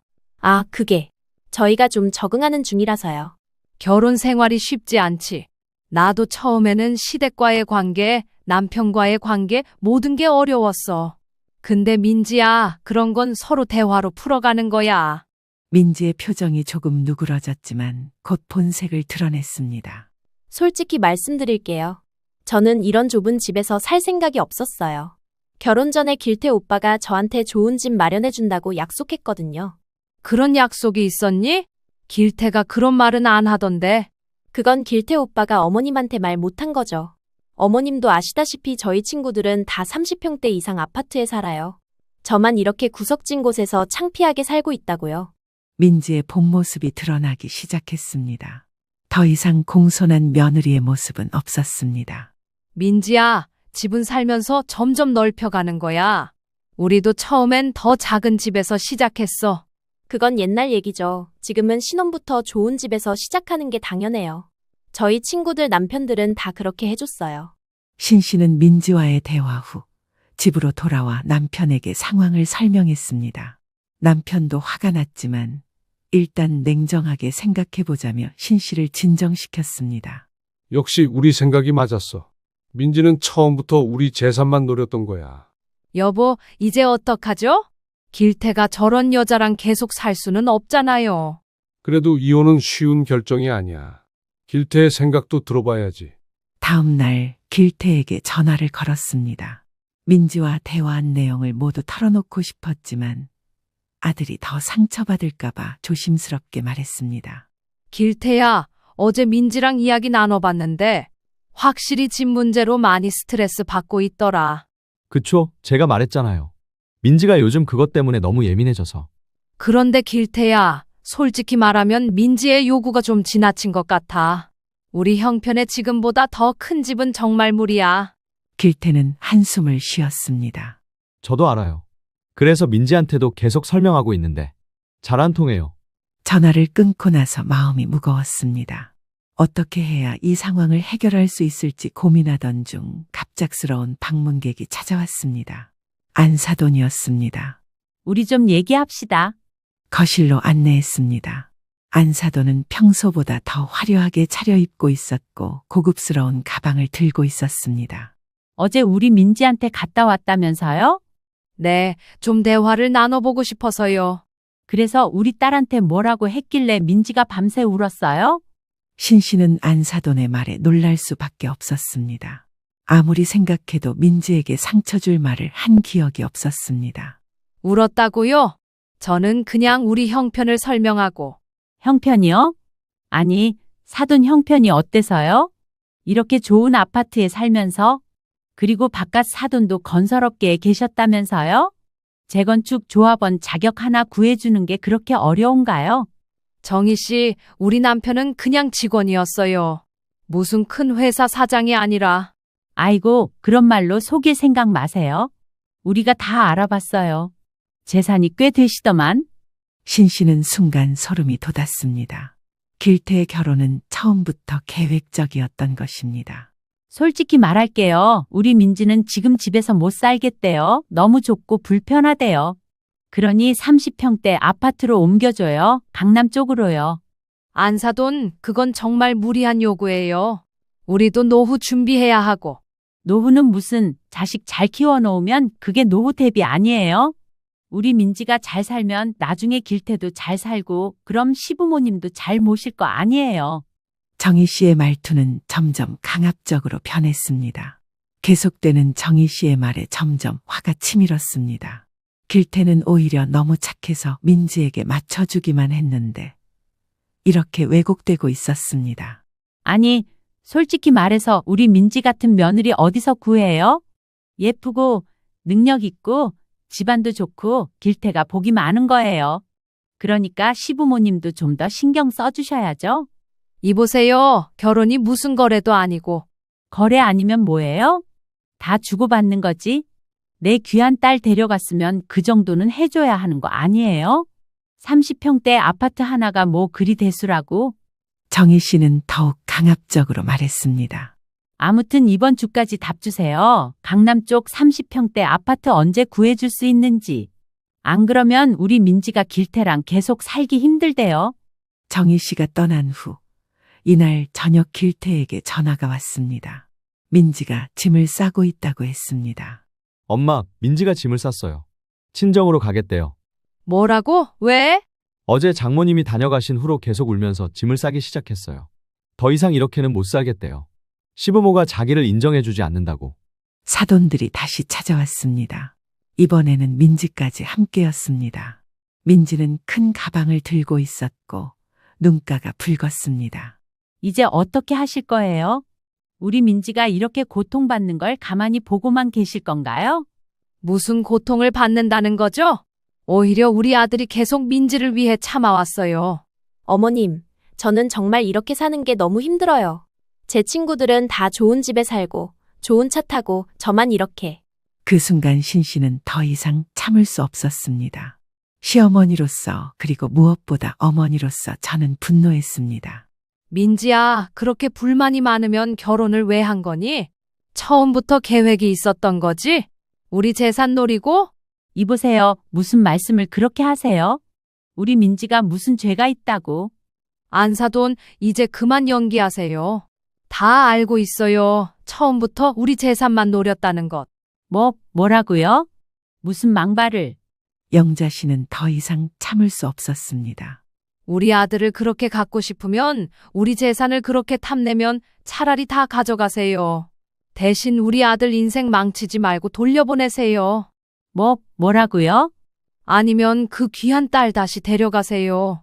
내 귀한 자식 데려갔으면 이 정도는 해야지. 그게 사돈 논리 아니었나요? 신 씨의 말이 끝나자 방 안이 순간 조용해졌습니다. 모두가 놀란 표정으로 신 씨를 바라보고 있었습니다. 그동안 참았던 분노가 한꺼번에 터져나왔습니다. 우리 아들 인생 망치지 말고 당신네 딸 데려가세요. 우리는 아들 행복이 더 중요해요. 안사돈의 얼굴이 창백해졌습니다. 이런 반응을 전혀 예상하지 못했던 것 같았습니다. 민지도 당황한 표정이었습니다. 이게 무슨, 정말 그런 식으로 나오실 거예요? 네, 이제 더 이상 참을 수 없어요. 우리 아들을 이렇게 괴롭히는 걸 더는 지켜볼 수 없어요. 안사돈은 민지를 데리고 서둘러 나가려 했습니다. 문 앞에서 마지막으로 돌아보며 말했습니다. 이렇게 끝내면 후회할 거예요? 안사돈. 아니요, 오히려 이제서야 제대로 시작할 것 같네요. 곧 사돈 사이가 끝날지도 모르니 미리 인사드리겠습니다. 빠른 시일 내에 해결 봤으면 좋겠네요. 더 이상 시간 끌 것 없이. 그들이 떠난 후 길태는 소파에 주저앉아 한동안 말이 없었습니다. 아들의 어깨를 토닥이며 위로했습니다. 괜찮아, 길태야. 엄마가 다 해결할게. 엄마, 이게 정말 최선일까요? 그래, 이게 최선이야. 네가 이렇게 고통받는 모습을 더는 볼 수 없어. 민지와 안사돈이 떠난 후 길태는 신씨 집에서 지내기 시작했습니다. 처음에는 아무 말 없이 멍하니 있었지만 시간이 지나면서 조금씩 평온을 찾아가는 듯했습니다. 그동안 민지에게 얼마나 시달렸는지 이제야 제대로 이야기하기 시작했습니다. 엄마, 민지가 매일 밤 다른 집 자랑하면서 나를 무시했어요. 다른 남자들은 와이프한테 30평대 아파트는 기본으로 해준다면서. 그동안 많이 힘들었겠구나. 왜 엄마한테 말하지 않았어? 창피했어요. 결혼한 지 몇 개월 만에 이런 문제가 생기다니. 제가 남자로서 무능해 보일까봐 말 못했어요. 네가 무슨 잘못이 있니? 그 사람들이 처음부터 계획적으로 접근한 거야. 민지가 떠난 지 일주일이 지났지만 연락은 없었습니다. 다만 민지의 변호사라는 사람에게서 전화가 왔습니다. 이혼과 위자료 청구에 대한 이야기였습니다. 길태는 충격을 받았지만 한편으로는 예상했던 일이었습니다. 여보, 이제 어떻게 해야 할까요? 그럴 필요 없어. 내가 생각한 게 있어. 남편은 예전부터 신중한 사람이었습니다. 감정적으로 대응하기보다는 항상 차분하게 문제를 해결하는 편이었습니다. 그가 짧게 말한 것을 보니 이미 계획이 있는 듯했습니다. 다음 날 아침 남편은 서류 가방을 들고 나갔습니다. 오랜만에 정장을 차려입은 모습이 퍽 근사했습니다. 어디 가느냐고 물었지만 그저 웃으며 조금만 기다려라고만 했습니다. 그날 저녁 남편이 돌아왔을 때 딸 지연이도 함께 왔습니다. 세 사람이 거실에 모여 앉았습니다. 여보, 길태야. 내가 오늘 은행과 변호사 사무실에 다녀왔어. 은행이요? 무슨 일로요? 우리 재산을 정리했어. 앞으로 일이 어떻게 될지 모르니까. 아빠가 저한테 전화해서 같이 가자고 하셔서 함께 갔다 왔어요. 엄마, 아빠가 정말 대단한 일을 하셨어요. 무슨 일인데요? 만석은 서류 가방에서 몇 가지 서류를 꺼냈습니다. 공증 서류와 통장들이었습니다. 우리 집 재산을 두 부분으로 나눴어. 하나는 우리 노후 자금이고 나머지는 길태와 지연이가 나눠 가질 몫이야. 그런데 길태 몫은 일단 신탁으로 묶어놨어. 신탁이요? 그래, 3년간 길태가 직접 손대지 못하게 했어. 민지가 위자료나 재산 분할을 요구해도 길태 명의로 된 재산이 거의 없으니 가져갈 게 없지. 아버지, 걱정 마. 법적으로 문제없게 다 처리했어. 우리 신혼집도 오늘 내 명의로 돌려놨고. 신 씨는 남편의 행동에 정말 놀랐습니다. 남편은 이미 한 발 앞서 생각하고 있었던 것입니다. 그의 신중함과 지혜에 새삼 감동했습니다. 여보, 정말 대단해요. 그런데 이게 합법적인 거예요? 아빠가 변호사랑 다 상담하셨대요. 결혼 3개월 만에 이혼하려는 상황이고 그동안 민지가 보인 행동들을 증거로 제시하면 재판에서도 유리하대요. 특히 결혼 생활이 이렇게 짧은 경우에는 재산 분할 청구권이 제한된다고 하더라고요. 길태는 잠시 생각에 잠겼다가 입을 열었습니다. 이렇게 해도 될까요? 뭔가 너무 비겁한 것 같기도 하고. 길태야, 이건 비겁한 게 아니야. 우리 가족을 지키는 거야. 민지와 그 부모님은 처음부터 우리 재산만 노리고 접근한 거라고. 민지가 떠난 지 2주일 후 예상대로 사돈들이 우리 집을 찾아왔습니다. 이보세요들, 우리가 이렇게 된 걸 정말 안타깝게 생각합니다. 그래도 애들 문제니까 어른들이 잘 해결해야죠. 그러게요. 근데 해결할 게 뭐가 있나요? 이미 민지가 짐을 싸서 나갔는데. 그래도 결혼한 사이인데 그렇게 끝낼 수는 없잖아요. 우리 민지가 좀 성격이 급해서 그랬지. 마음은 정말 착한 애예요. 착한 마음으로 30평대 아파트를 요구한 건가요? 아이고, 그건 내가 잘못했어요. 내가 너무 욕심을 부렸나 봐요. 그래도 민지는 정말 길태를 사랑해서 결혼한 거예요? 그들의 태도가 갑자기 누그러진 것이 의아했습니다. 무슨 꿍꿍이가 있는지 의심스러웠습니다. 사실 우리가 변호사랑 상담을 해봤는데 결혼 3개월 만에 이혼하면 민지한테도 좋을 게 없대요. 그래서 한 번 더 생각해보자고 왔어요. 그래요. 우리도 변호사랑 상담했는데 이런 경우 사기 결혼으로 고소할 수도 있다던데요. 그 말에 민지 부모님의 표정이 굳어졌습니다. 서로 잠시 눈치를 보다가 안사돈이 말을 이었습니다. 아이고, 무슨 사기 결혼이에요? 그냥 서로 안 맞아서 그런 거지? 그래도 한 번 더 기회를 줘보는 게 어떨까요? 싫은데요. 이미 못 볼 꼴 다 봐놓고 무슨 기회요? 이미 수도 없이 드렸습니다. 왜 안 되는지 설명도 충분히 드렸을 뿐더러 따로 민지 찾아가서 이야기도 해봤습니다. 이것도 부족합니까? 신 씨가 딱 잘라 말하자 민지와 사돈들은 할 말이 없었는지 그 자리에 한참을 서 있다 한숨을 내쉬고는 그대로 나가버렸습니다. 그리고 그들은 더 이상 연락을 해오지 않았습니다. 그리고 얼마 뒤 변호사를 통해 공식적인 이혼 절차가 시작되었습니다. 민지 측에서는 위자료와 재산 분할을 요구했지만 신 씨의 남편 강 씨가 이미 준비를 해둔 덕분에 큰 손해 없이 진행될 수 있었습니다. 엄마, 아빠, 정말 감사해요. 제가 미처 생각하지 못한 부분까지 다 챙겨주셔서. 당연한 일이지. 부모가 자식을 지켜주는 건 당연한 거야. 그래. 앞으로는 좀 더 신중하게 살면 돼. 이번 일이 평생 교훈이 될 거야. 이혼 절차가 진행되는 동안 길태는 다시 활기를 찾아갔습니다. 회사 일에 더 집중하고 취미 생활도 다시 시작했습니다. 민지와 함께였을 때는 늘 위축되어 있었는데 이제는 자신감을 되찾은 모습이었습니다. 어느 날 길태가 웃으며 집에 들어왔습니다. 엄마, 오늘 회사에서 승진 제안을 받았어요. 해외 지사로 발령 날 수도 있대요. 정말 축하해. 그래서 어떻게 할 거야? 아직 결정은 안 했어요. 근데 좋은 기회인 것 같아요. 새로운 시작을 할 수 있을 것 같고. 그래. 좋은 기회다. 환경을 바꾸는 것도 때로는 필요하지. 그로부터 2달 뒤 드디어 이혼이 최종 결정되었습니다. 민지 측에서는 끝까지 재산 분할을 요구했지만 결혼 기간이 너무 짧고 명확한 귀책 사유가 있어 최소한의 위자료만 지급하는 것으로 마무리되었습니다. 500만 원 정도였는데 이사 비용 쥐어주고 내보낸 것이라 애써 좋게 생각하기로 했습니다. 이혼이 확정된 날 신씨 가족은 함께 저녁 식사를 했습니다. 길태는 모든 것이 끝났다는 안도감에 편안한 표정이었습니다. 이제 정말 끝났네요. 마음이 한결 가벼워요. 이제 진짜 새 출발이야. 해외 지사 발령도 받았으니까 정말 완전히 새로운 시작인 거지. 그래, 이번 일을 교훈 삼아 앞으로는 더 행복하게 살자. 식사를 마치고 거실에 앉아 이야기를 나누던 중 갑자기 초인종이 울렸습니다. 신 씨는 문을 열어보니 놀랍게도 안사돈, 아니 그 여자가 서 있었습니다. 얼굴이 헬쑥해진 모습이었습니다. 저 잠깐 이야기 좀 할 수 있을까요? 당황스러웠지만 일단 들어오라고 했습니다. 그 여자는 거실에 앉아 한참을 머뭇거리다가 말을 꺼냈습니다. 사실 제가 잘못했어요. 욕심이 너무 과했어요. 갑자기 무슨 말씀이세요? 우리 민지가 다른 남자를 만나고 있었어요. 이혼하기 전부터. 정말 충격적인 고백이었습니다. 길태도 놀란 표정으로 들었습니다.